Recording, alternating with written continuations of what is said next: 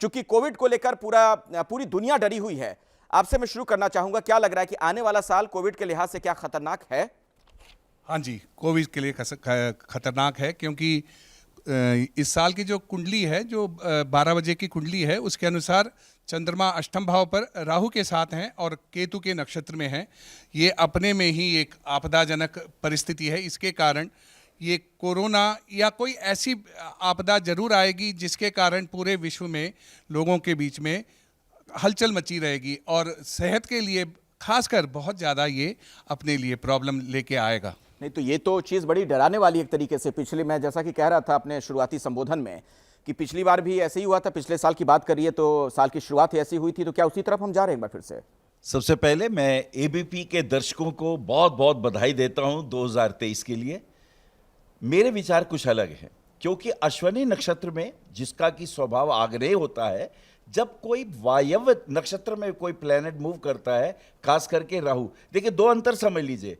प्रसार गुरु करता है और गुरु अप्रैल से आएगा और इसका संबंध अक्टूबर तक रहेगा।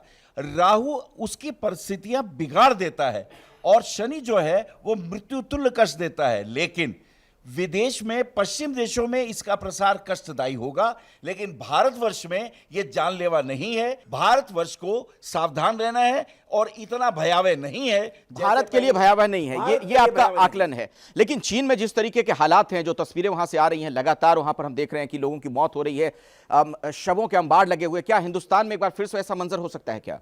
देखिए 2023 का अगर टोटल योग देखते हैं तो 7 योग आता है, जिसका स्वामी ग्रह केतु है। 2-2-3 इसमें 3 जो है बृहस्पति हैं और 2 जो है इसको स्वामी चंद्रमा हैं। चंद्रमा और बृहस्पति का योग अगर देखें तो उस तरह की भयावह स्थिति भारत में नहीं होगी जैसे पूरी दुनिया में अभी अमेरिका में या चाइना में हो रहा है, वैसी स्थिति हम नहीं देखते। यहाँ भी देखने को मिलेगा कोरोना, लेकिन उस तरह भयावह नहीं होगा। लहर 1 और 2 और 3 की तरह नहीं होगा। आएगा कोरोना, लेकिन बहुत ज़्यादा परेशानी नहीं देगा। टैरो के हिसाब से अगर बात करें तो आपका क्या कहता है आकलन, आपकी गणना क्या कहती है? जी, टैरो के हिसाब से अगर मैं बात करूं तो कोरोना निश्चित ही एंटर करेगा भारत में। ऐसा नहीं है कि कोरोना नहीं आएगा, बिल्कुल आएगा, लेकिन उस तरीके की भयानक स्थिति बनते हुए मुझे नहीं दिखाई देती। फिर भी मैं अगर बात करूं तो अप्रैल तक सावधान रहने की जरूरत है, अप्रैल मई तक। अप्रैल तक हम बहुत सावधान रहें। लेकिन रावत जी, क्या लग रहा है 2023 में फिर से पुराना वो मंजर सामने आ सकता है जो हमने पहले देखा? अखिलेश जी, 2019 की जो ग्रह स्थिति थी उसमें और इसमें आज की डेट में बड़ा फर्क है। 2019 में गुरु नीच का था, केतु के साथ युति थी और शनि के साथ युति थी। यानी बृहस्पति जो है हमें शुभता देता है और बैक्टीरिया से लड़ने की हमें क्षमता देता है।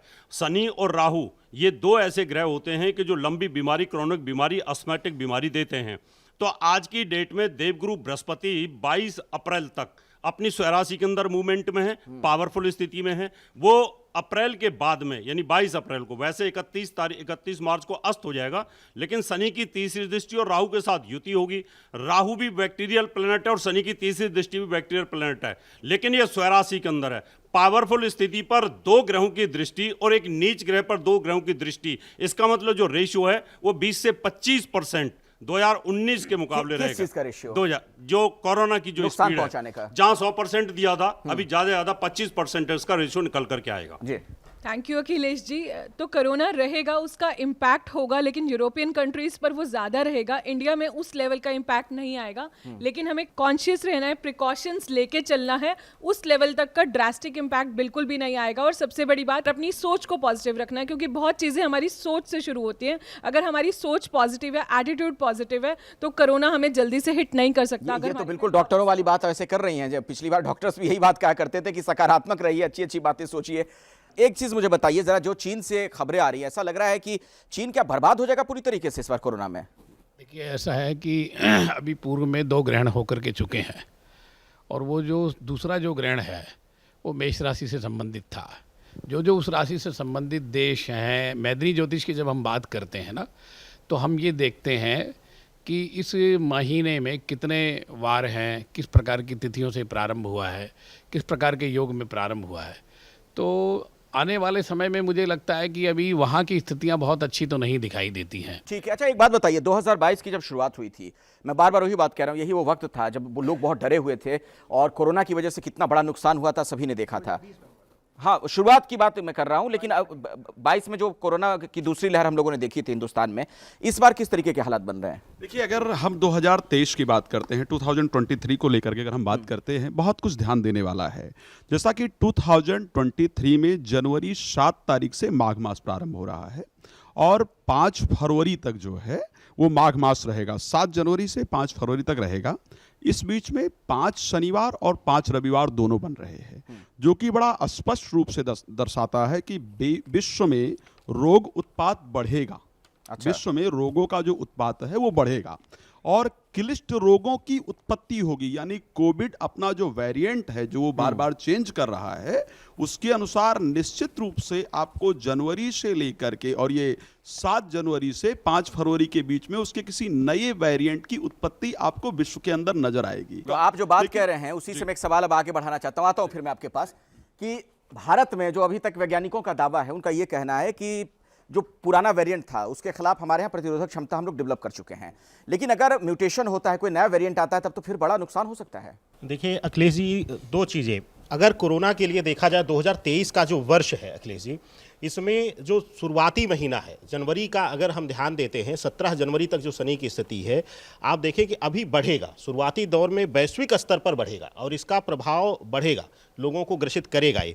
लेकिन आप ये समझिए कि जो इसका पीक आने वाला है वह लेगा फरवरी से लेकर मार्च के मध्य में, जब शनि और सूर्य की युति आएगी और उसके साथ ही शनि अस्त भी हो रहे हैं उसी बीच में, तो इस बीच बढ़ेगा। लेकिन मार्च के बाद, 15 मार्च के बाद यह वैश्विक स्तर पर यह शांत होगा और भारतवर्ष के लिए मैं बोलना चाहूँगा कि इतना प्रभावी यह नहीं है, ना ही 2023 में यह प्रभावी भारतवर्ष में बहुत ज़्यादा। चलिए, ये आपने एक अच्छी बात बताई, थोड़ी सुकून वाली बात है, क्योंकि लोग फिर से देखिए पंडित जी डरे हुए, सहमे हुए हैं। देखिए, अष्टमम आयुषः स्थानम अष्टमाद अष्टमम चयत तयोरपि व्यय स्थानम मारक स्थानम उच्यते। ये लघु पराशरी में ऐसा ऋषि पराशर ने लिखा है कि अष्टम भाव जो है ये मनुष्य की आयु की गणना करता है और षष्ठ भाव जो है वो रोगों की उत्पत्ति की बात कहता है। यह 2023 का जो वर्ष आरंभ हो रहा है, यह कन्या लग्न में आरंभ हो रहा है, वर्ष का प्रवेश हो रहा है और वहाँ से देखिए तो जो उसकी मेष राशि का गोचर बनता है वो अष्टम भाव पर बनता है। यहाँ पर चंद्रमा और राहु की युति, राहु भयंकर रोग का प्रतीक है, इसलिए इसमें किसी प्रकार से संदेह नहीं करना चाहिए कि कोरोना नहीं आएगा। निश्चित आएगा, भयंकर कोरोना की स्थिति रहेगी और 14 जनवरी से लेकर के 20 और 35 दिन तक की स्थिति जो है वो लॉकडाउन जैसी स्थितियों का सामना करना पड़ेगा। लॉकडाउन जैसी स्थिति बन जाएगी, ये तो बड़ी बात आप कह रहे हैं। अभी तक तमाम जो हमारे साथ यहाँ पर भविष्यवेता बैठे हुए हैं, ज्योतिष बैठे हुए हैं, उनका ये कहना है कि इस तरीके के हालात नहीं बनेंगे, लेकिन आप तो कह रहे हैं कि लॉकडाउन की स्थिति भी बन सकती है। आपकी क्या इस पर गणना है? हाँ। मैं पंडित जी की बात को आगे बढ़ा तो एक बात कहना चाहूँगा। हम जब कुंडली का अध्ययन करते हैं तो जो 1 जनवरी 2023 की हमने कुंडली बनाई है, नो डाउट उसमें हम संघटा चक्र का प्रयोग करते हैं। राशि संघटा चक्र में 17 जनवरी और 22 फरवरी, ये जो 2 पीरियड जो रहेंगे, ये नो डाउट भारत के लिए भी सेंसिटिव है, हमें सावधान रहने की बहुत आवश्यकता है। और आपने चीन की बात की, हमने चंद्र ग्रहण के समय भी बोला था हम लोगों ने कि चीन की स्थिति खराब है, आगे आने वाले समय भी चीन की स्थिति खराब है, वहाँ से लगभग सारे निवेशक उठ जाएंगे और उससे आर्थिक परेशानियों का सामना करना पड़ेगा। ये बहुत बड़ी बात आपने कही है। मैं यहीं से देखिए चर्चा को आगे बढ़ाना चाहता हूँ। अर्थव्यवस्था के लिहाज से आप क्या देखती हैं आगे? देखिए, सबसे पहले एबीपी के दर्शकों को नववर्ष की हार्दिक मंगल कामनाएं। और बात कोरोना की हो रही है तो मैं साल की जो शुरुआत है देखिए बहुत महत्वपूर्ण है, और शुरुआत वाले दिन 1 जनवरी को सूर्य धनु लग्न में उदय हो रहे हैं और गुरु जो मीन राशि के लॉर्ड हैं, ये दोनों आपस में जो योग बना रहे हैं वो केंद्र के। तो जब सूर्य से गुरु केंद्र में है और सूर्य को हम रोग प्रतिरोधक के लिए भी मानते हैं, तो मुझे नहीं लग रहा कि इतना घुसपैठ कोरोना की होगी। हाँ, दस्तक ज़रूर देगा कोरोना, लेकिन इतना ज़्यादा नहीं। अगर हम भारत की कुंडली से भी देखें तो चंद्रमा में केतु की दशा चल रही है, चंद्रमा पुष्य में है और केतु हमारा अनुराधा में, और ये दोनों ही शनि के नक्षत्र हैं। और मेन ट्रांजिट जो शनि का हो रहा है उस पर ही डिपेंड करता है, क्योंकि शनि को हम मानते हैं कि हाँ रोग के लिए। अगर कर्क राशि से भी देखें जो हमारे भारत की है गोचर में, तो अष्टम भाव से हो रहा है, तो इसलिए हम मान सकते हैं कि कोरोना आएगा, अवश्य आएगा, लेकिन उतनी तेजी से नहीं। एक इसमें देखिए मैं क्या कह रहा हूँ, उतनी तेजी से अगर नहीं भी आता है तो भूमंडलीकरण का ये दौर है। पूरी दुनिया एक गांव है, सारे देश आपस में जुड़े हुए हैं। अगर इसका बुरा असर अमेरिका या चीन जैसी इकोनॉमी पे भी पड़ता है तो उसका असर भारत जैसे देश पर भी पड़ने वाला है।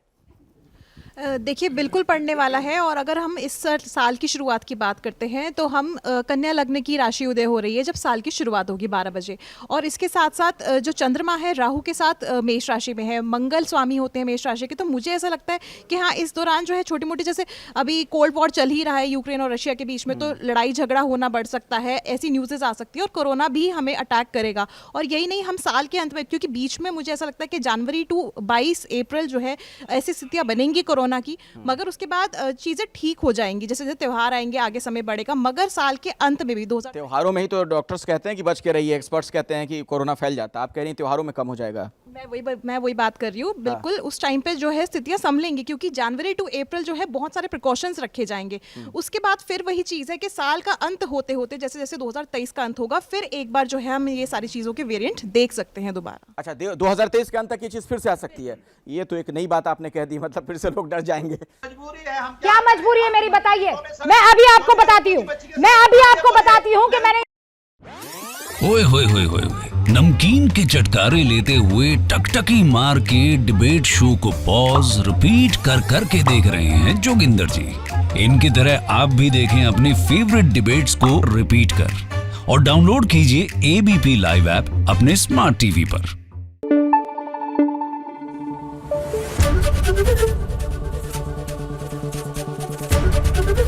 एबीपी न्यूज आपको रखे आगे।